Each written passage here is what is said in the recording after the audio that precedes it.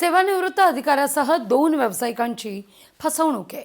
तब्बल 84,25,000 रुपयांचा ऑनलाईन गंडा आहे। नाशिकमधील धक्कादायक प्रकार आहे।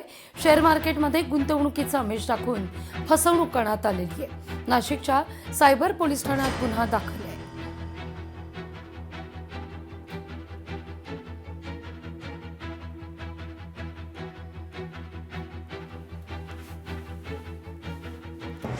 रामनवमीवेळी झालेल्या घटनेतील जखमी तरुणाचा मृत्यू आहे। पेल्हार पोलीस ठाण्यावर शेकडो नागरिकांचा धडक मोर्चा आहे। गेल्या 25 दिवसांपासून या ठिकाणी त्यांच्यावर उपचार सुरू होते। शादाबची मृत्यूशी झुंज अपयशी ठरली आहे। नागरिक संताप व्यक्त करत आहेत।